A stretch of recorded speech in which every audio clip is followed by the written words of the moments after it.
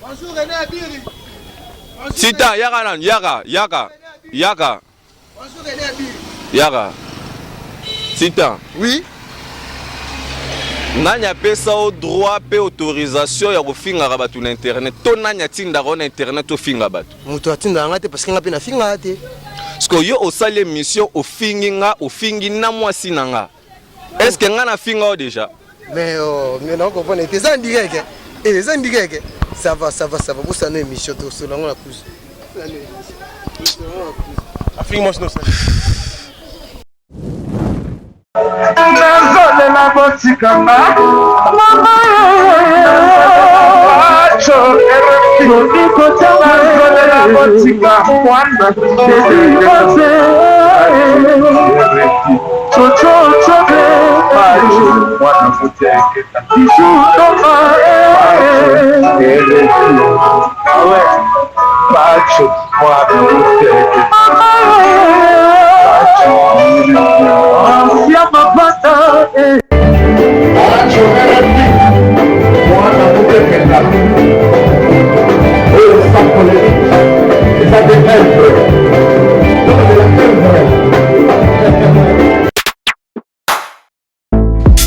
de la engaye bana poto bana mikili hotel ya solo ezali kaka se moko na Kinshasa Hotel Pacific Hotel.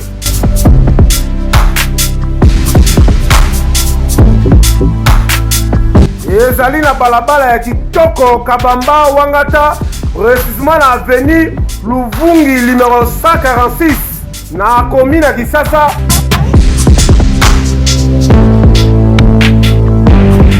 Kolala pe kolamuka ezali kitoko, malile ezali kitoko, ba chambre pe confort, ba appartement ezali propre ndeti kaka kozala mikili.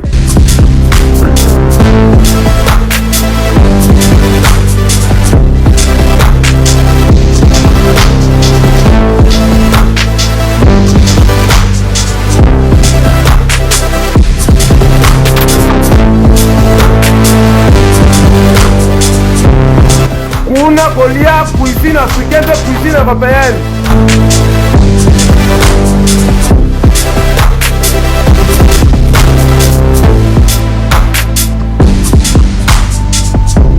Tunanga nini wifi eza ofele, ordinateur eza ofele, voiture pe ya déplacement ezali. Kozanga te oleka kuna, soki oleki kuna okozala jamais déçu. Bana poto bana mikili, ba homme d'affaires, ba femme d'affaires. Place ezaka moko na Hotel Pacific Hotel. Kuna la classe est la différence. Ekeyo.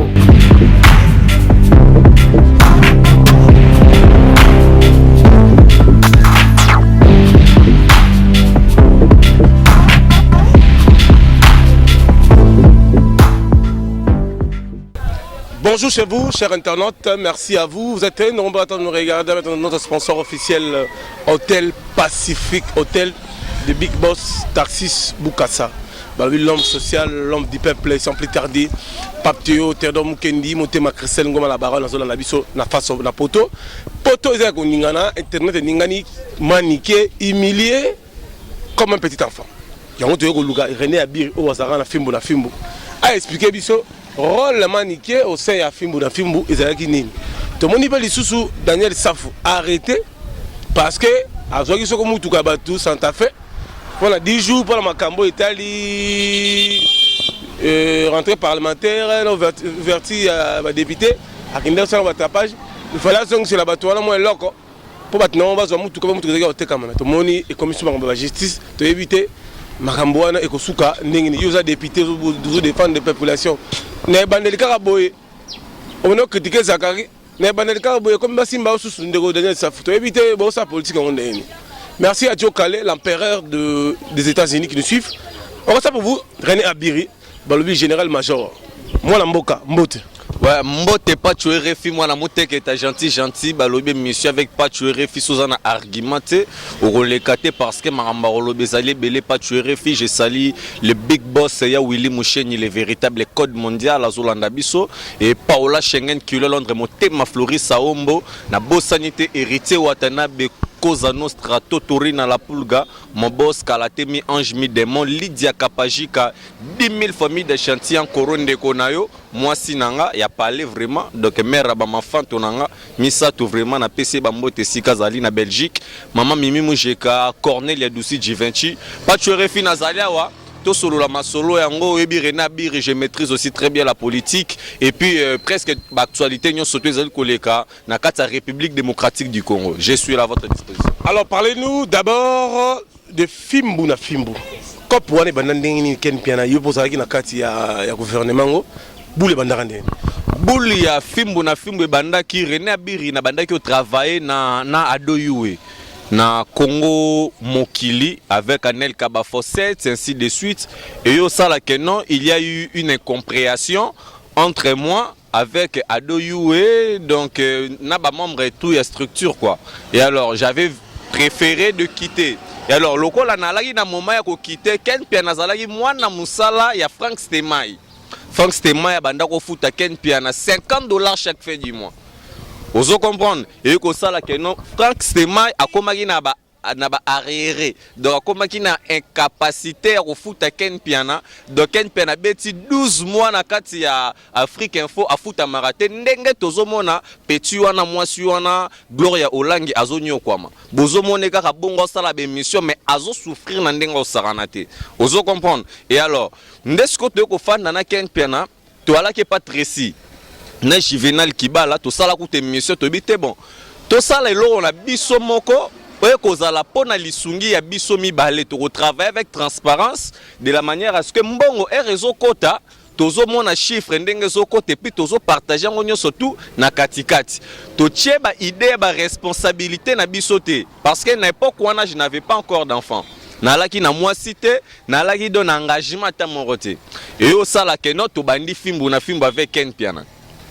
Papa Pikeli ainsi de suite to créer Fimbu na Fimbu. Et alors René Abiri nazalaki le rôle la superviseur et puis coordonnateur de Ken Piana na roloba donc azali le roi travailleur to benge serviteur na lingala esclave.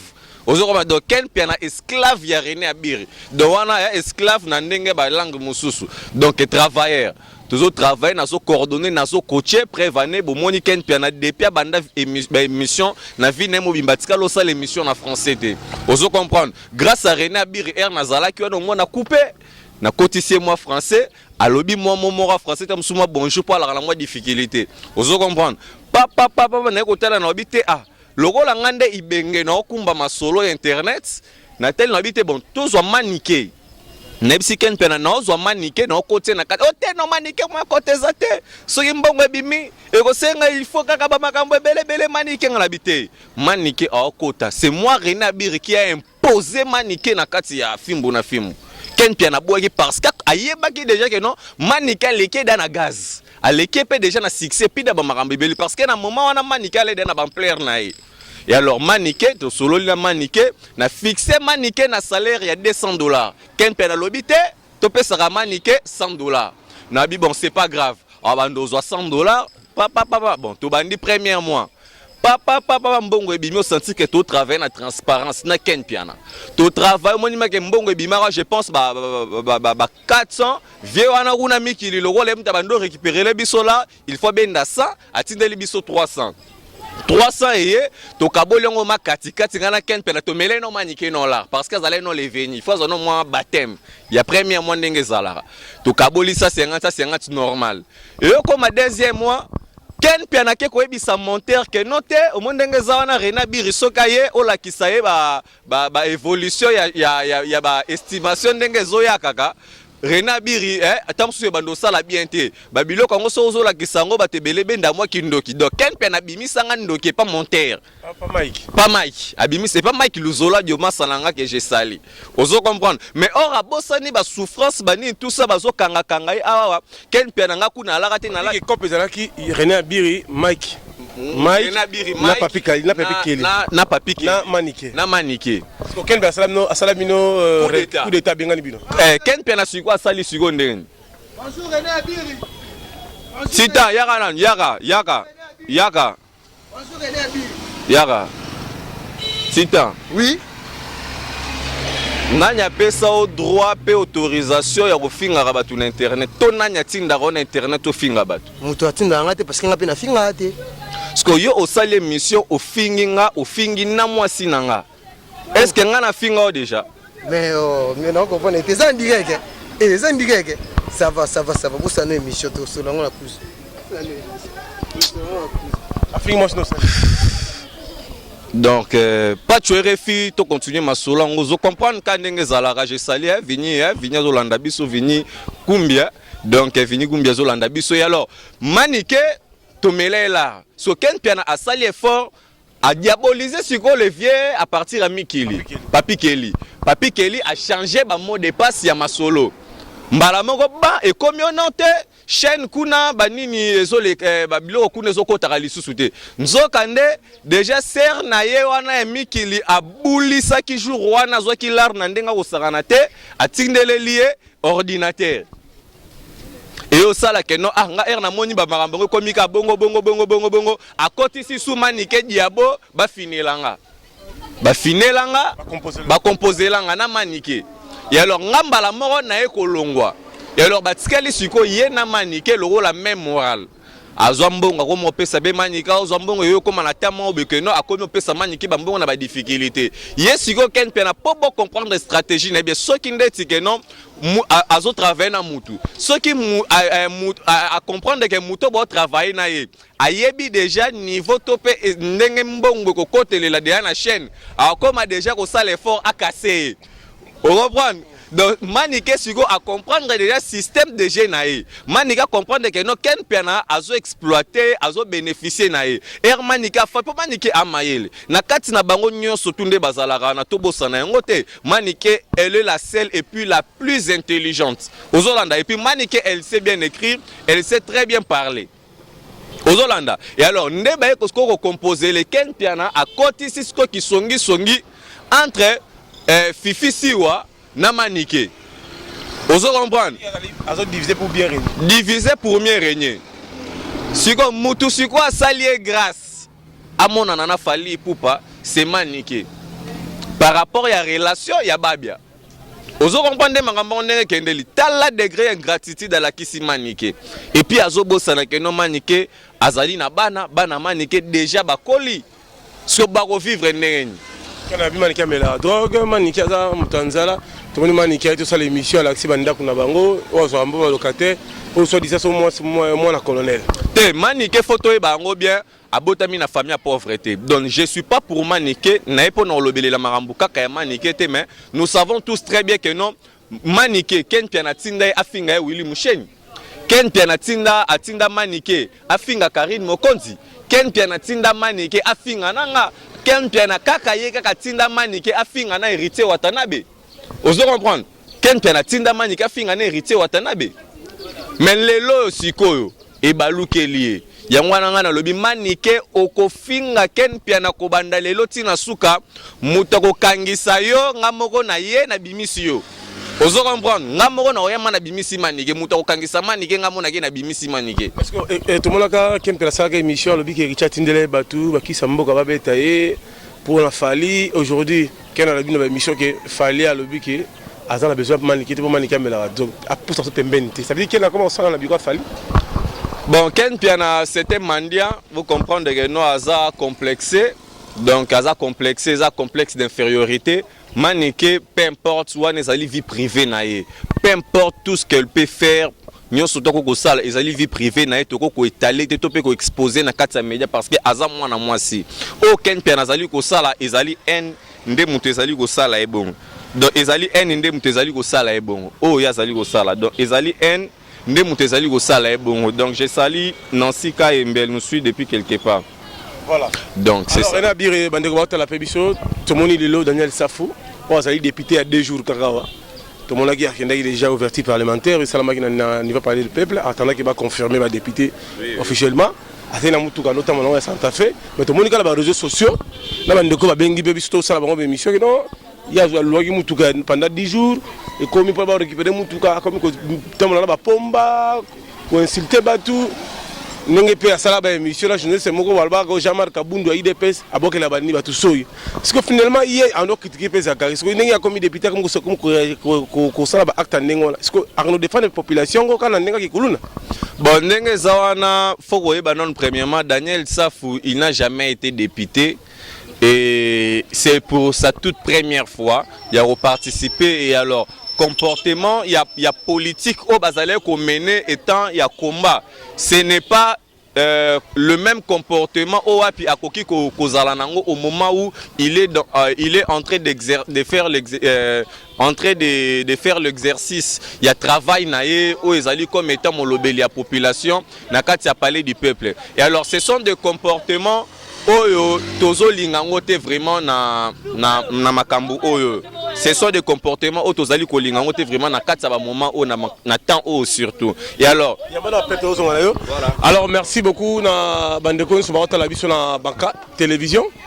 Mbote ebele na pape Théodore Mukendi, Jokale Papi Kalingula l'empereur na kati à Los Angeles, Eva Chimanga, Nicole Kaza di Mombonda Jekamine balobi propriété leka balobi soin donc place aux alliés to pechi bambote Koloma Solo na Bruxelles, Mbote na Angèle Moulanga na Washington, to bosani yote toujours na pointe et sans plus tarder balobi les patrons bogos Tarsis Bukasa balobi défoité les boss des boss Maweja na kati Mbujimayi balobi les grilles diamantaires honorable Maweja.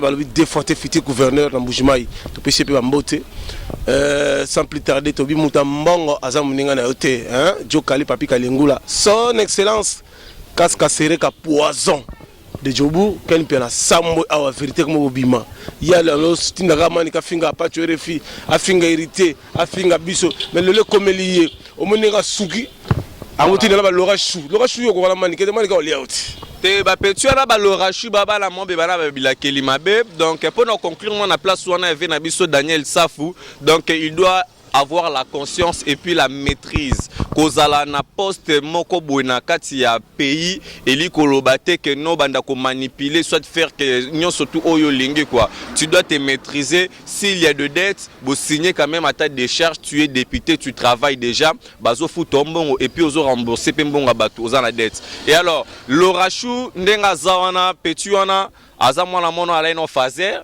Donc pour na bato ba yebiete le rachungam na lokota kaye na lokota ke na wileri azala ko bulisa monenga na ke na arrêt pour na ozo transport le rachou akanse le rwande tinga na zo ko pesa passage ozo comprendre zalaka yekuta zo lela kutu 1500 ngana na siko atala ka mobile ya mobimba sikoyo ayebete ke no lidya kapashika pale na sima atala ba monisiko mwasi ya pembe ya dega ozotela madame ngana biete negi ate pardon ngana kananga ozo comprendre so pesa nga siko mawa nde na zwaka na benga ken piana na tinda kuna pa kende ko travailler mais malgré toi zo travailler mais aye toujours la kindumba petu wana abimano na ba mibali ba mame bela poto bozana ba batuma beaucoup féliciter petu wana te petu ba mibali na bino ba utaka ba poto wana so ba awa azala moi $20 na imo boye banini to pese kutu kombo 20 Comment le rachou to ebi 20 biso to ebi comme na la 20 mo pe 21 ozo komba kombo ne wana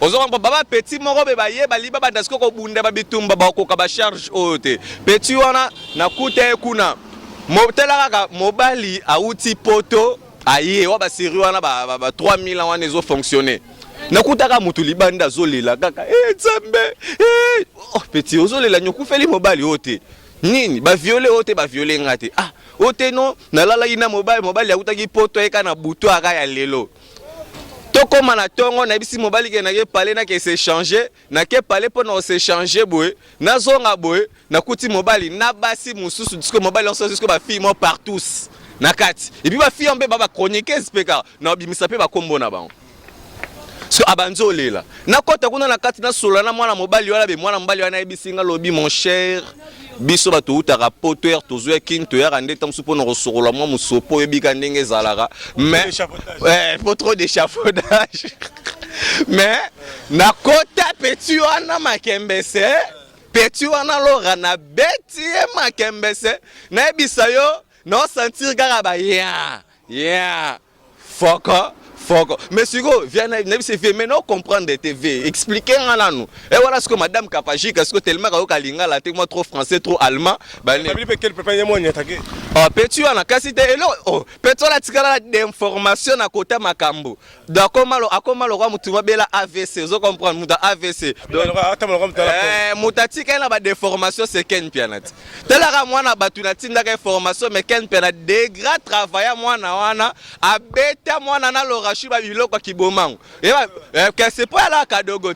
Telara, ba, Kema, ba, guerre, il y a ba 40, 45. Nandenga aye bani tout ça à kutani ce qu'on a petit mo besko caleçon pété. Ozo comprendre. Talara petit on a mal orachu on a vraiment ta ba quartier mutu ata ba quartier mutu batigi nzoto pamba. Ata na wenza matembele mutu ko préférence mama tembele là kas azala na l'orachu. To comme la souka mukola lelo batu ba la pébition rapidement déjà aujourd'hui héritier watana ba itko beta la chetemba. Voilà.